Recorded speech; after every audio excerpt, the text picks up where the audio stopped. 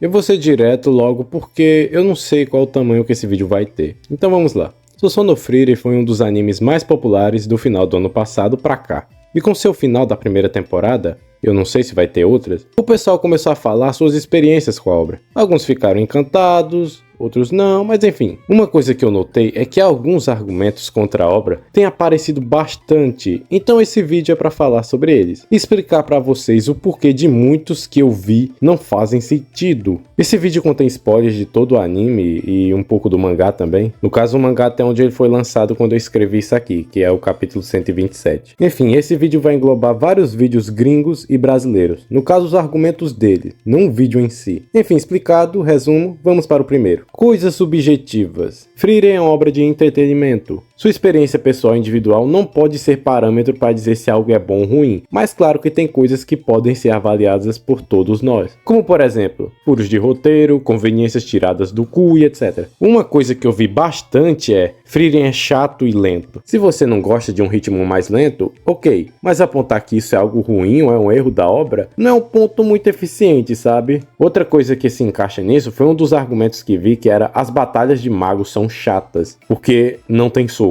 E até falaram que quem ganha é quem tem mais poder. Isso é ignorar o que foi literalmente mostrado na tela. Já foi explicado mais de uma vez que o importante é a capacidade de visualização. Isso influencia até nas crenças e personalidade dos personagens. E até mesmo a Frieren já afirmou que perdeu para magos mais fracos que ela. Outra coisa é que a Ciri, mesmo sendo capaz de derrotar o Rei Demônio no quesito de poder, já que ela é o ser mais próximo da deusa, ela fazer isso é ir contra seu propósito de vida. Falar que mana só importa é jogar fora a complexidade da magia que foi explicada mais de uma vez na obra, sobre não gostarem de alguns personagens. Isso é algo subjetivo, eu não posso falar aqui que só porque eu não liguei à morte do Gojo, ele é um personagem ruim e que não dá para se identificar com ele. Agora vamos para um que eu vi que é bem constante aparecer nos argumentos, e até faz sentido eles levantarem esse ponto, mas acho que o pessoal que se aprofunda nisso exagera muito, que são as lutas. A coisa que eu mais vi reclamarem tanto na gringa como aqui foi que as lutas são inúteis. Elas fogem do que o anime era no começo, e que as lutas não foram intenção do autor, e sim dos editores. Primeiro, que nenhum daqueles que trouxe esse argumento mostrou algum dado para afirmar que isso aconteceu com Susono no Frieren. Eu sei que isso acontece com algumas obras, tá? Eu sei que as editoras influenciam muito, mas não tem nenhum dado que mostre que isso aconteceu com Susono no Frieren, eles só falam mesmo. Mas o que levou a eles a afirmar isso? Juntando tudo que eu vi, o argumento completo seria: as lutas fogem do que Frieren é. Elas não trabalham com o tema da obra, são as lutas só genéricas de fantasia. Assim, Frieren com o tempo vira um anime de fantasia comum e deixa de seguir sua proposta inicial. Ok, os primeiros 4 episódios de Frieren saíram juntos. Vamos ver realmente se isso segue sendo verdade. Depois de derrotar o Rei Demônio, eles marcam de ver a chuva de asteroides de novo. A Frieren sai em uma aventura, saindo em busca de feitiços, que é o que ela gosta. Desse começo já vemos referências a RPG, como a party de raças diferentes, derrotar o Rei Demônio, dungeons e coisas comuns de obras de fantasia, né? A Frieren volta a encontrar seus amigos e eles estão bem mais velhos, afinal já se passou 50 anos. Eles vão ver as chuvas de asteroides e quando estão voltando, o Rimmel acaba morrendo. Daí a Frieren percebe que não conhecia o Rimmel e ela se arrepende disso. Depois ela encontra Fern. Desde o primeiro episódio, tem coisas que os mundos de fantasia têm. Na primeira luta relevante da série, temos uma construção de mundo. No episódio 4, temos a Frieren e sua mestra, e ela define que seu objetivo é chegar no paraíso, e que nessa viagem ela vai fazer o certo dessa vez, que é prestar mais atenção nos detalhes. Episódios 5 e 6, os depois que saíram dos primeiros lançados, são a introdução e desenvolvimento do Stark. Daí temos o arco que começa a gerar esse alvoroço. Eles estavam precisando passar por uma barreira. E o episódio 7 é a introdução dos demônios. O episódio 8 é a construção de mundo, já que ele revela mais coisas sobre os demônios. Também mostra mais sobre a Frieren, fazendo conexão com o episódio 3. No episódio 9 temos a luta do Stark e a Fern contra os demônios. O Stark perde mais o medo. Também revela mais coisas sobre a Fern e os demônios. No episódio 10, grande parte do episódio somos mostrados o passado da Frieren. Grande parte desse EP, vemos por que a Frieren detestar os demônios, dela ter se esforçado em ficar eficaz contra eles. Daí temos o fim desse arco com a Frieren com aquela cena icônica. Do episódio 11 até o 17, ele foca muito mais nas mensagens de novo. A única luta que acontece é no episódio 15, e é mais para fazer uma construção de mundo sobre as maldições e fazer com que o Sen seja mais destacado para o público, já que ele ia partir cedo. Então isso ajuda a nos identificarmos mais com o personagem e nos importar interagirmos mais com ele ter mais tempo de tela e relevância em alguma atitude. Então chega o meu querido arco do exame, que do episódio 18 ao 21 é focado no primeiro teste. O 22 é inteiramente interação e desenvolvimento dos personagens. E assim segue. Note que todo episódio serve para construção de mundo ou aprofundamento de algum personagem. E essas coisas podem se cruzar. Por exemplo, nos episódios 25 e 28. O episódio 25 tem o combate e aprofundamento do porquê os humanos estão evoluindo mais rápido, justamente pelo fato deles terem que tomar decisões mais rápido, justamente porque eles não têm tanto tempo como as outras criaturas. Assim, humanos vivem mais intensamente por estarem mais próximos da morte. Esse episódio é um clímax do que já vem sendo construído desde o episódio 1. Frieren não queria gastar tempo com a Fern, mas ela tinha potencial. Ao longo dos episódios, vemos que a Fern está tomando as rédeas em conduzir a Frieren, e mostra que é uma parceria importante para o desenvolvimento dela e entender mais os humanos. Mas também vemos o seguinte: a Fern lança feitiços mais rápido, como é mostrado no episódio 8, dominou excelentemente a magia que possuía desde jovem, ou seja, desde os primeiros episódios mostrava que a Fern tinha potencial e foi crescendo com o tempo esse potencial. Os episódios 27 e 28 se aprofundam na Ciri. Como ela mesma falou, os elfos se desenvolvem mais lentamente, por isso eles não entendem bem os seus sentimentos, e ela não entende bem os seus sentimentos sobre os seus alunos. Ela também reconhece que não pode fechar os olhos para o que está acontecendo. Ela está vendo que a capacidade dos humanos que ela examinou é muito alta. Também tem a parte do Lurn, que não tem nenhum feito marcante na história, e acha que é um desperdício ele ter nascido naquela era de paz. Ele fica com o desgosto de ser esquecido por Ciri, mas ele descobre que Ciri se importa com ele, ela só não sabe expressar isso. A escrita não é nada demais. Esse aqui veio principalmente de um gringo. O argumento desse gringo é que Frieren estava no My Anime List, logo no topo. Ou seja, isso quer dizer que ele não era bem escrito porque os animes que estão no topo do My Anime List, nenhum é bem escrito. Ele também puxou o argumento que o motivo da Frieren não se conectar com os humanos é ruim. Uma espécie que já foi explicado na obra que são apáticos e distantes, tanto que mal se reproduzem. A produção é a mais importante, já que ela pode fazer coisas simples serem extremamente emocionantes de assistir. Vou dar o exemplo de Death Note, uma obra que eu amo. Mas tem vários furos, e foda-se, ninguém elogia Death Note pela história,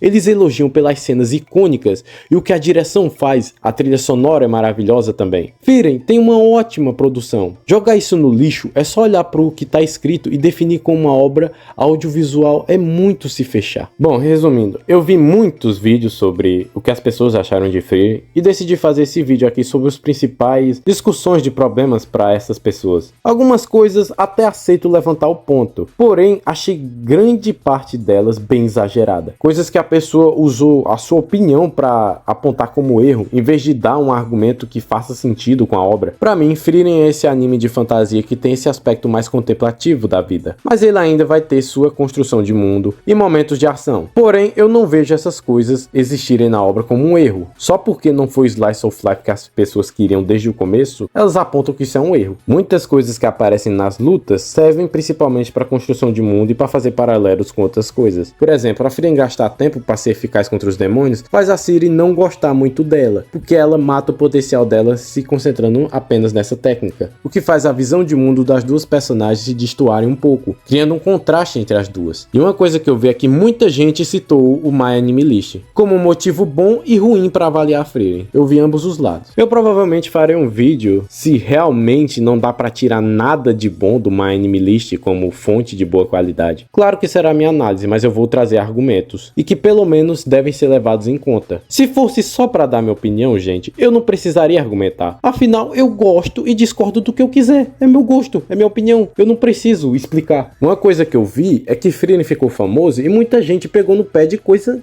nada a ver, velho. E eu vi cada argumento, eu vi gente falando que Frieren era um isekai, eu vi gente falando que as lutas estragavam, mas eu vi um cara falando que as lutas eram o que salvavam Frieren. É até engraçado, tem os dois lados da moeda. E no mangá continua assim, tá? Depois do anime, vai ter suas partes contemplativas, tanto que acho que depois desse arco dos magos, vai ter uns 20 capítulos por aí, focando mais neles viajando e contemplando a vida, essas coisas. Depois vai começar o arco de Eldorado, que vai focar no desenvolvimento do Denken. No caso, a conclusão dele, né? Pelo menos é o que eu acho, e vai se aprofundar mais nos demônios. De novo, construção de mundo, aprofundamento de personagem, mas é basicamente isso. Se gostou, deixa o like e se inscreva no canal. Se discorda, pode deixar o dislike aí. Se achou o vídeo ruim, não tem problema nenhum. Tem um botão dislike aí pra isso. Comente aí à vontade e fique em paz. Tchau.